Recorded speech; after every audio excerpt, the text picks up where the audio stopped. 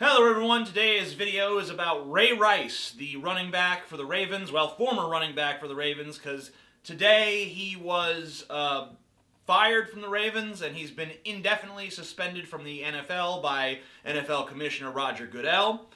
And the reason why is because back in February, he was involved in an incident where he basically knocked his then fiancée out with one punch in an elevator, and then tried to drag her body out of the elevator for some unknown purpose.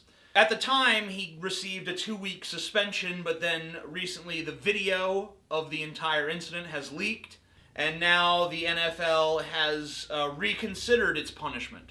You can see that as she walks by him, she does seem to smack in his general direction. I don't know if that was like a full-on contact punch or if it was just an open-handed slap. She starts going towards the elevator. He follows her into the elevator. She basically hits him again. He backs away. She comes charging. He punches her. She falls down, knocked out cold. He tries to drag her out of the elevator. Another guy comes up. He's like, "What's going on?" They sit around and bullshit for a second. Eventually, the police show up.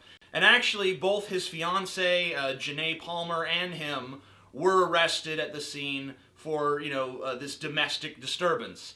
If this punishment of being fired from the Ravens and indefinitely suspended from the NFL had happened at the time of this incident, I think it would make a lot more sense than to say, oh, well, now that we've seen the video, we see the full story, and now we're going to suspend him and do all this stuff.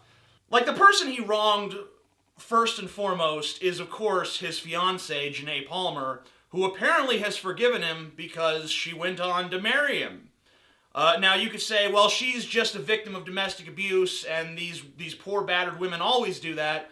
But if two guys get into a fight, and one guy knocks out another guy, and then the guy who gets knocked out forgives the other guy, everyone just says, oh, well, the conflict was resolved. I guess there's no more bad blood, and we can all just move on with our lives. But for some reason, if a woman forgives a man for hitting her, then she must, oh, she's crazy. She doesn't know what the fuck she's talking about. So, that's kind of sexist in my opinion, right? And then the legal authorities who dealt with this matter didn't see fit to give him any sort of severe punishment. Now, you can say that's because he's a celebrity and they get away with stuff. But, I think it's kind of like the NFL reacting to this now. Is that really because the NFL cares about this? Or is that because the NFL is reacting to the anger of the people? Like, people see this video, oh my God, look at that guy punching that poor girl and knocking her out and then dragging her around like a rag doll. And America gets incensed and America gets angry. And so the Ravens have to fire him. And so the NFL has to indefinitely suspend him. But the NFL knew what happened beforehand. They knew that this is what went down before the video ever leaked.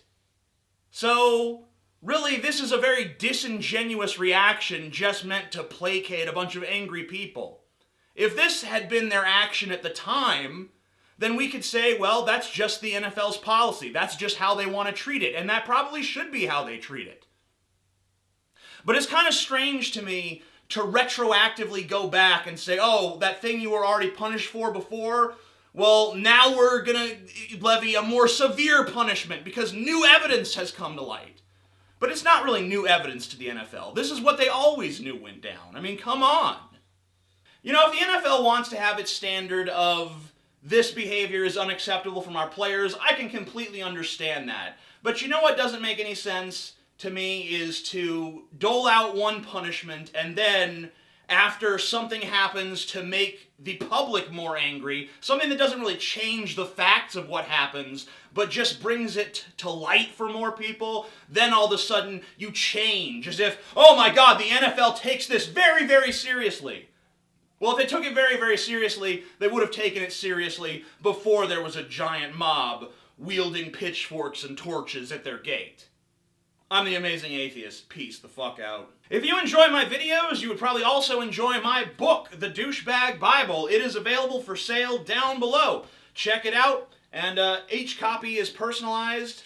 You do stuff like this. This guy wanted Snorlax, or whatever the fuck this Pokemon is called, holding a chainsaw and smoking a doobie, so I did that. It's not the greatest art in the world, but you can make such requests of me.